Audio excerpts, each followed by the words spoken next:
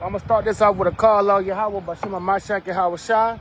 Right? That's all praise to the Heavenly Father, whose name is Yahweh, right? Which is the true living God, right? In the name of his only begotten Son, who the world ignorantly called Jesus Christ, man. Whose real name is Hamashak Yahweh Shai, which means the anointed Joshua, right? Right? But man, dog, you know what? Hold on. So I gotta take a couple of minutes, man, just to take this in right here, dog. You know what I'm saying? We gotta take this in today, man. You know what I'm saying? Cause yes, we about to cut them freaking we about to cut them OT onlys. Yes. Yes, we gonna cut the OT onlys, right? But we gotta enjoy this moment right here, y'all.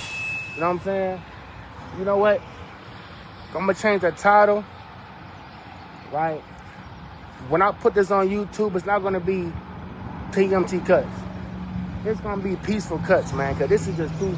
Come on, dog. Come on, man. You know what I'm saying?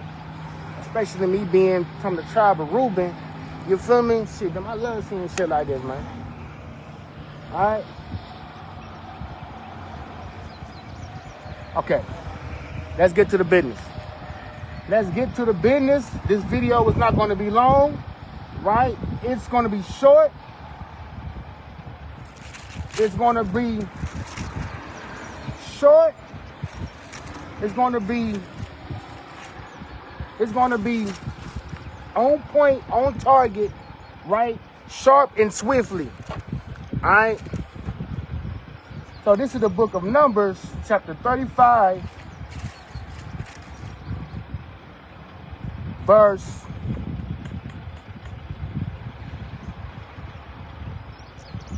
28, right? So the book of Numbers, chapter 35, verse 28, it's so important, right? On how to kill an OT only argument, right? Because they love bringing up, right? How can a man's death cover the iniquity of someone else, right? They always ask this, right? And they normally present this question with the laugh, with the grin, right? But they don't know that shoot. They do not know the Torah, right? That's the main fault. That's the main weakness with the OT only. They don't know Torah. They don't know it. They do not know it. Matter of fact, before I get Numbers, right, I'm going to go ahead and get, you know what I'm saying, the book of Job, which is my second favorite prophet, right? This is the book of Job, chapter 11, verse 6. It says, and that he would show thee the secrets of wisdom, that they are double to that which is. Know therefore that God exact of thee less than thy iniquity deserveth. Right? So these scriptures, right, are double in meaning. Right? Double in meaning. Right? Also the law. Right? For example, it says for a man not to multiply horses to himself. Right? You can take that and apply that with many things, right? There is always a double meaning to scripture. So let's just get straight to it. So this is Numbers chapter 35, verse 28, right? It says, you know what? I'm going to get context, right? Right. It says, and the revenger of blood find him without the border of the city of his refuge, and the revenger of blood kill the slayer, he shall not be guilty of blood. Right? So this is a law concerning murder. Right? So when we was back on our land, right? If someone commits a murder, right, we had this thing called refugee cities, in which that person would be there until his trial came up. Right? So I just read verse 27 saying that, okay, If the person, brother or sister, that is caught outside the refugee city, and the revenger of blood, meaning a person that comes and kills the person that is close to that person and catches them outside the refugee city, meaning that what? They shall not bear that sin of that, right? Because it's lawful, right? So this is verse 28. Shoot, I see you checking the scene out too, huh? Yeah. Right, so this is verse 28. Numbers 35 and 28. It says, because he should have remained, huh? Thank you too, sis. Right? So it says, right? Because he should have remained in the city of his refuge until the death of the high priest. But after the death of the high priest, the slayer, the person that committed the iniquity, right? Right? But after the death of the high priest, the slayer shall return into the land of his possession. Right? Verse 29. So these things shall be for a statute of judgment unto you throughout your generations in all your dwellings. Key word, in all your dwellings, right? And it's very important to realize this, right? So it says that the slayer is able to go back into the congregation after the high priest dies, right? But hold up though, right? Verse 33, right? It says, so ye shall not pollute the land wherein ye are, for blood it defileth the land, and the land cannot be cleansed of the blood that is shed therein, but by the blood of him that shed it. Verse 34, defile not therefore the land which ye shall inhabit, wherein I dwell, for I the Lord dwell among the children of Israel. So, this is in the law, right?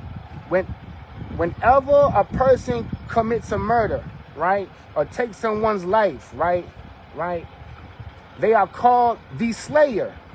The slayer is supposed to go to a refugee city, right, until his trial or the death of the high priest. If the slayer is caught outside the refugee of the city by the revenger of blood, the revenger of blood is able to take life for life, right? But if the high priest dies, right, which is the highest priest of the Levitical, right, priest, which is the sons of Aaron, if he dies, the slayer is able to come back into the land, and then it says that what? He went from being defiled to undefiled, and that's in the law, right? And this cuts the OT only standpoint on how can someone's death, right, cover for the iniquity of someone else. We just read it in the law, right? A person went from being defiled to being undefiled after the death of the high priest. And that's just a cold cut right there, right? Hammer's getting bad out here, right? All praises, right? So this is Joshua chapter 20, right? Because one thing about it, right? The Bible does not lie. Man does, all right? So this is Joshua chapter 20, right? Verse,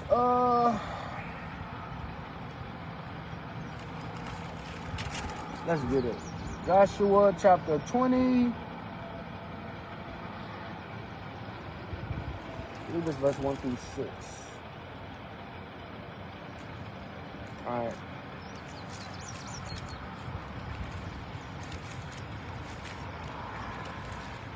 Joshua 21 through 6.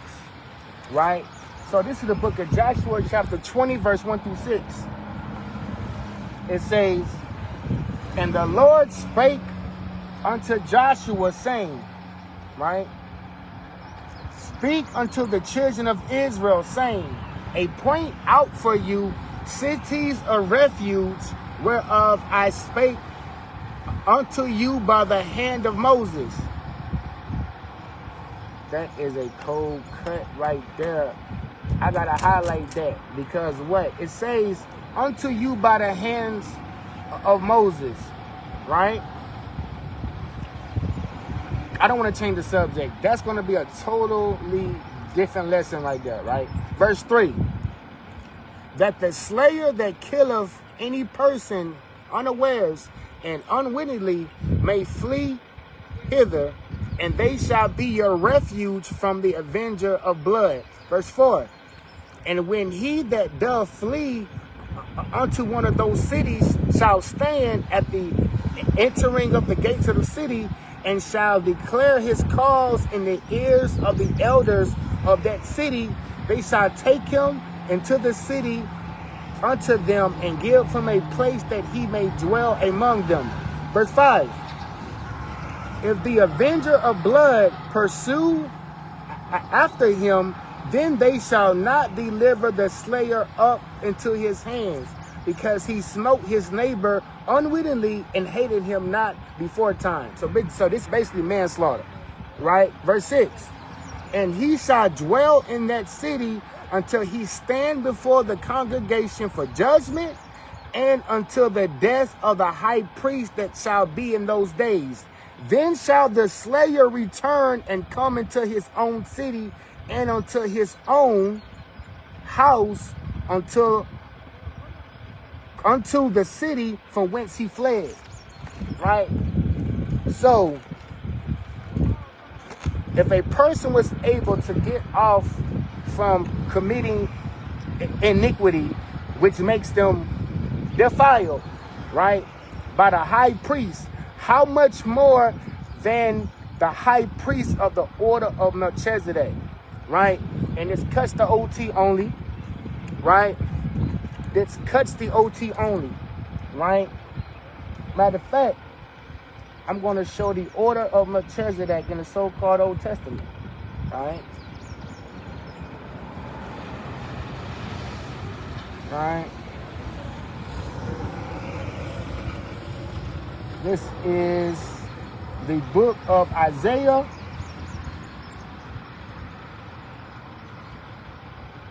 chapter 66, verse 20 and 21. Proves the order of Melchizedek, right? This is end time prophecy when the world called Jesus Christ to run in with Yahweh, right? When he returns. Verse 20. And they shall bring all your brethren for an offering unto the Lord out of all nations, upon horses and in chariots and in litters and upon mules and upon swift beasts, to my holy mountain Jerusalem, said the Lord. Notice how it said brethren, right? As the children of Israel bring an offering in a clean vessel unto the house of the Lord. Verse 20. And I will also take of them for priests and for Levites, said the Lord. This proves the order of Melchizedek, because all the 12 tribes are going to be gathered from all around the world, and the Most High God is going to take them for priests and for Levites, because what? We is a nation of kings and priests, right? That's a cold cut, right? So, we already know Isaiah the 53rd chapter, right? But I'm going to just bring it out just in case this is the first time somebody heard it, right? And I'm going to try to keep this cut. I mean quick, right? So this is Isaiah chapter 53, right? Verse 1. Who have believed our report, and to whom is the arm of the Lord revealed? The reason why this was so important in which I read up in Joshua 20, because it says the hand of Moses, right? Right? It says the hand of Moses. Who was the speaker for Moses? Aaron. Yo. Quick cuts, man. All right. This is the TMT cuts, right? So, It says, so this is Isaiah chapter 53, verse 1. Who have believed our report, and to whom is the arm of the Lord revealed? For he shall grow up before him as a tender plant, and as a root out of a dry ground. He hath no form, no comeliness, and when we shall see him, there is no beauty that we should desire him. Right? Because what? It says that what? He came to the world and the world knew him not, but as many of them that which believed. Right? Verse 3. He is despised and rejected of men, a man of sorrows and acquainted with grief, and we hid as it were our faces from him. He was despised and we esteemed him not. Him. Surely he hath borne our griefs and carried our sorrows. Yet we did esteem him stricken, smitten of God, and afflicted. Verse 5. But he was wounded for our transgressions. He was bruised for our iniquities. The chastisement of our peace was upon him, and with his stripes we are healed. Right? So how much more when the Son, how much more when the only begotten Son, who was called the arm of the Lord, right? The high priest, right? Of the order of Melchizedek, how much more when he dies, right? And this is the foreshadowing, bro, right? This cripples the OT only argument, dog, right? Because they can't fathom how another man's death can clean someone else, because they do not know this Bible, right? And let's get the final cut, right? Because I'm gonna keep it quick, right? And this video, I would love for it to be scrutinized, because we got precepts that I'm not going to pull until that happens, right?